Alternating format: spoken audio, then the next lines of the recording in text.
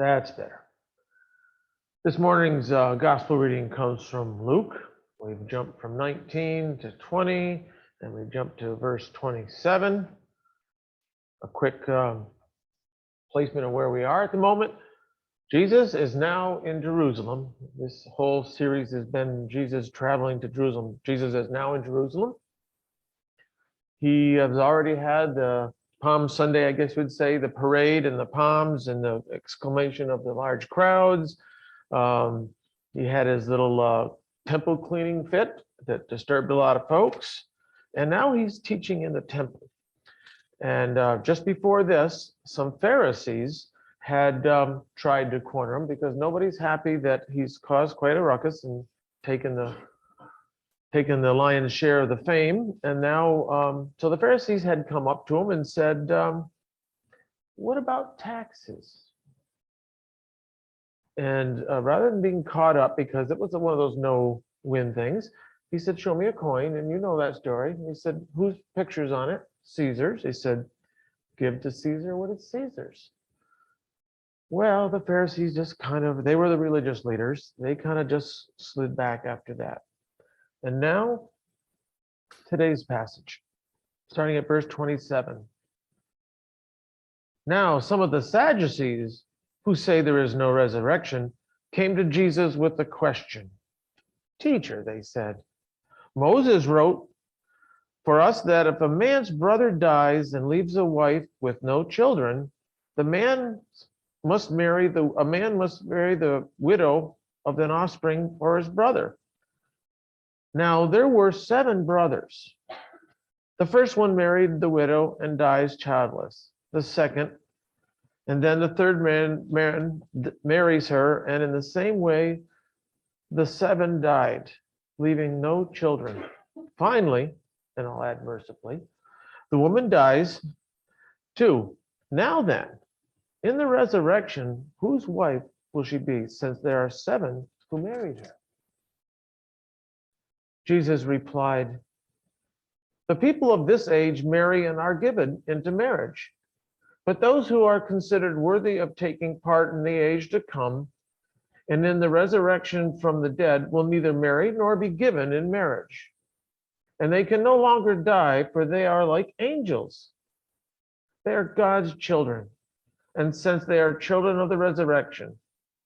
But in the account of that burning bush, even Moses showed that the dead rise, for he called the Lord the God of Abraham, the God of Isaac, and the God of Jacob. He is not the God of the dead, but the God of the living. For him, all are alive. Some of the teachers of the law responded, well said, teacher, and no one dared ask him any more questions. This is the word of God for the people of God.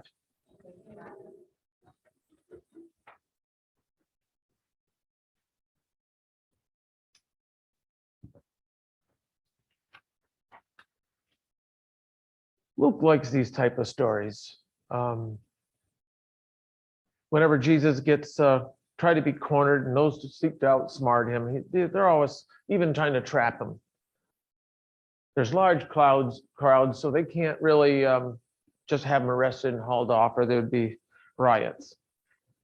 Now, this version of this passage, Mark says, Jesus, you are mistaken. Jesus tells them, you are mistaken, or you're sadly mistaken, and he's a little rough on them. But the Sadducees were an aristocratic group. They were Greek Hellenists. If you want to get a little better view, we've talked about tax collectors. They were in charge of the tax collectors, and they were in charge of the temple. And no, they did not believe in life after death or angels. They didn't even believe in all those prophets. They wanted strictly what they could see in the book of Moses, the 5 books, Genesis, Exodus, Leviticus, Numbers, and Deuteronomy. Almost caught myself on that one. But rather than realize and play games with them, Jesus does do something, especially in Luke. And that's something that I think we could take away from this, is Jesus always engages them. He doesn't dismiss them or poo-poo them, as we would say. He takes on all comers, all questions, from the poorest blind man on the outside of the streets or anything. As a matter of fact, he engages them because, as stubborn as they can be, I mean, this group of people, I forgot the Joan. I was trying to get Joan to help me this morning. Shana la la, live for today. I don't remember where that song came from, but it sticks in my mind. They lived for today because there was no else after death. Their legacy, if you will, was all with their children, and therefore, like we talk with the kids, the children is what they left behind, and carrying on the family name and property and stuff like that. And they're using a very old rule of Moses where they said, and it didn't get used much at that time, but basically, if a brother died without children, if you were one of the brothers, you were supposed to raise up children for him and let the family name continue and the family property continue on that. That's all they knew of living beyond death. It was their name, maintain their name. But Jesus is trying to, instead of just saying you're wrong, he just has a bit of a hope that he can crowbar open a very tightly closed mind. And think of Nicodemus too. Nicodemus wasn't a Sadducee, he was a Pharisee, but very focused on their laws and stuff, and how that's a filter. Thing is, we all grow up and we all have filters. We can be given the purest truth, but our lives and our filters and our experiences tend to change that. Jesus is always trying to help us live a life of faith in the world today, and maybe see what's coming. What we think we know, what's been taught in the past, and customs and stuff. It's been a really frustrating, almost depressing. I've been going through a lot of the Middle Ages and in the early church, and then the first things that led to the Reformation. And it's just like, what were they thinking? But they have different filters. I forgot one of the king, I think it was King Henry, King Henry VIII. He had something like 8 children, and only one lived, and that was Elizabeth. They didn't last long, and they wanted to maintain the throne and all that stuff. And that's kind of where the Sadducees are. They're very aristocratic. But Jesus met them on their own ground. Well, you live with the book of Moses. I'll go right to the beginning of that book and go where Moses had the burning bush experience and what started it all for Moses in the book of Exodus. And he said, well, you want me to go to Egypt? Well, who am I supposed to say sent me? I mean, I'm nobody. Who are you? He said, I am who I am. I'm the God of Abraham, Isaac, and Jacob, your forefathers. And in this reading of it, Jesus and Moses does repeat that. And so Moses is saying this. So when Moses says this, by golly, they got to listen. It shifts the focus to life now, and yes, even after death. But it's really the focus of life. He won't try to explain to them what it's like on the other side. Jesus has stayed away from that, other than the rich man and Lazarus, where the rich man didn't take care of Lazarus. You remember that story? And now the rich man's in what looks like hell, and he's telling people to come and help him down, and Lazarus is up there in the bosom of Abraham. There's a few little things like that, but there's no details. He really wants us to understand where we are right now. And you need to live for now. Think about, if you'll notice at children's time, I didn't say anything about marriage and wives and brothers and Mosaic laws and stuff. They wouldn't understand. It would take too long too. But how do you explain to children all the complexities of an adult life? The joys and the trials of marriage, of jobs and employers, of getting sick. How do you explain when you and your wife sit on a patio enjoying a nice evening summer breeze, and you're just relaxing after a long work week and stuff. Kids are running around chasing fireflies and trying to catch them. And you're just sitting there sipping a drink with your wife and just soaking it in. You can understand that. The kids they want to run and play. It's the same thing. How can Jesus explain what it's going to be like afterwards? He's talking about the resurrection. He's come to set us free. Well, what do we need to be free of? It's from death. I can't remember the person who said it, but the resurrection of Christ turned death to a feared executioner into a gardener. God created a seed in us to know Christ, to know God and heaven, whatever that is.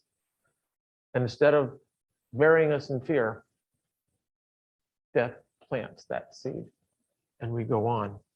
I love the way that looks. So what does it boil down to us for? In all the different books, there's, especially the Christmas time, Wonderful, Counselor. There's all kinds of titles and adjectives for God. But one of our professors said there's really only 3 nouns that describe God: love, light, and life. And Jesus himself said, I am the truth, the way, and the life. So what's the lesson for us? In our world, we all should be willing to engage those folks that don't understand. We don't poo-poo them and say, boy, you're dumb, any more than you would try to explain to a child and they don't get something. You don't call them dumb, hopefully. And you just keep them focused on what they're doing and what they need to do. We need to see God and Christ as one that keeps us alive. If our life, the difference between death and life is God's presence, however we try to explain it, then that's what we need to focus on, is that presence. That's why I called this message a new form of intimacy. You can't really explain to a kid all the intimacies that adults would be getting into. And God isn't trying to explain to us. He just wants us to be intimate with him now in the ways we can. God created us flesh and spirit together. And they're not being separated on this side of death. As one old-time mechanic told me when I was just starting as a kid, and we're looking at a problem, and he said, you go work with this guy, Dave. And we're looking at the problem, and I'm real eager to show him that I know we need, well, we need this and this and this, and we can do that. But we didn't have any of that. And he said, well, kid, you need to use a lot of what you have and not too much what you don't have. But it still got fixed. I think that's what God's telling us. Well, if I didn't have this weak body, then I could be a better Christian. Well, folks, God put us together. We use it the best we can. There is a purpose for it. I can't explain it, but I know that when we stop fearing death and we start loving the source of our life, and we realize that there's a world out there that needs to know Christ and needs to know the source of their life, and they don't need to fear death afterwards, then they'll live a lot better. There won't be any pranks in heaven with the kids trying to tick off their brothers and sisters. I can't imagine what it's going to be like. And yeah, I've always been curious, so I'll spend some time on that. But let's not spend so much time on what it'll be like in heaven. And as one night, might even been John Wesley, some folks are so heavenly bound, they're of no earthly value.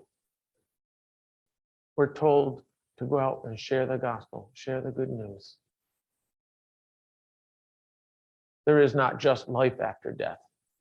There is intimate life with Christ and God after death. The relationships with all our friends and our families. For those that didn't have a great relationship in a marriage, it's hard to explain that one. And for those that did, they say good riddance. But for those that have been married for a long time, Jesus is trying to say there will be intimacy that you can't begin to comprehend, and it has nothing to do with your flesh. But for right now, live in that life and live in that promise. And that's the gospel. And that is truly great news. Amen.